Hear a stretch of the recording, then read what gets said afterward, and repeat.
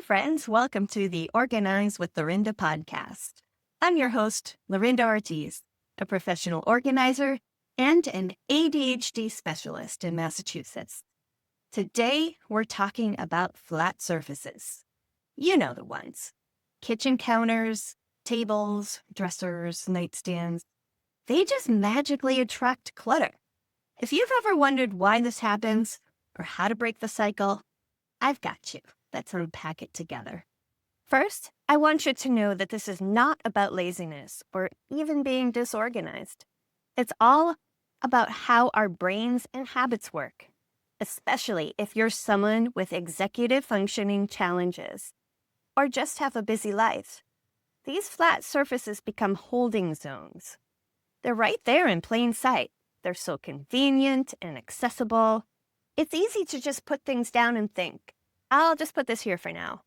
Before we know it, the kitchen counter is covered with unopened mail, keys, school papers, snacks, and 3 water bottles. You're not broken, though. The system is. I want to offer a bit of a disclaimer before going on. If your brain needs to see important items in order to remember them, like vitamins, permission slips for your kid's field trip, we're going to talk about how to manage that efficiently while still keeping it visible and accessible. Also, I am not advocating for minimalism either.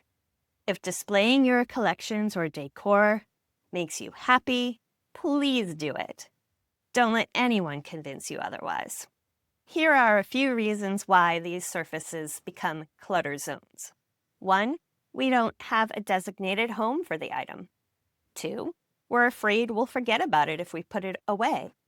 3, we're too tired or overwhelmed at the moment. Or 4, someone created a system, but it doesn't work for us.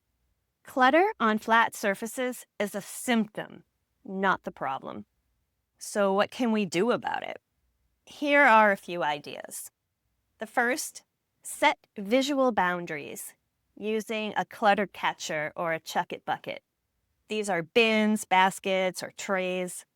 Put them in the spots where the clutter naturally piles up. These containers will define where stuff can go and where it can't. We can then create homes for your everyday items.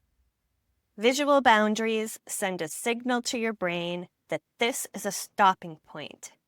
It is an intentional limit so that clutter doesn't spread beyond it. And pretty bins look nice, right? So choose ones that bring you joy. You can even decorate it if you want to. This way, the process feels more like a reward than a punishment. If you are a visual organizer, meaning you need to see your stuff or you'll forget about it, then use clear bins for your flat surface clutter. That way, nothing is hidden out of sight or out of mind. Ideas for clutter catchers or chuck-it buckets. Are your kids constantly taking their socks off while sitting in the kitchen? Place a small basket next to the chair where they sit. Does your husband always put his wallet and keys on the counter? Don't try to change him, just put a tray there. That way, it's easy to slide out of the way when it comes time to wipe the counters down, and he'll still know where to find his wallet and keys when he needs them. Does the mail pile up on the coffee table? Then get a physical inbox for the important mail and other actionable paperwork like party invitations. You could also create a get-ready basket for your morning routine. Put the stuff you use every day in it. Makeup, hair stuff, shower supplies. That's especially good if you share a bathroom with multiple people and you have limited storage in the shower. So you can't have, 5 different shampoo bottles and conditioner bottles and body washes because there's just not room. So each person can have their own get-ready basket and keep it in their room when they aren't in the bathroom using it. Or you could get stackable bins for the bathroom and tuck them away under the sink. And finally, create a launch pad, a designated space near the door for your keys, coat, shoes, bags, everything you need for leaving the house and then coming home. Make it easy to drop things in there on purpose. Launch pads are one of my favorite things to create for people because they are so life-changing. Another way to contain the clutter is to do a 2-minute daily reset. It's about building daily habits of resetting your most used surfaces. Seriously, just 2 minutes is all you need to stay on top of it. This is really important because clutter will come back. These micro 2-minute tidies make everything more manageable.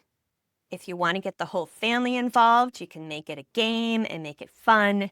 Who can do the most before the end of the song or the timer goes off? Check out Tabata songs on YouTube. You'll thank me later. And finally, make peace with imperfection. Some days, the flat surfaces are going to be messy, and that's okay. Your home isn't a museum. Your space does not have to be perfect in order to feel peaceful.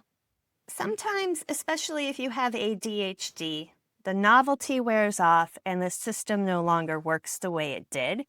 No need to worry. It just means it's time to get creative and switch it up. If you're stuck, call me. It's my specialty.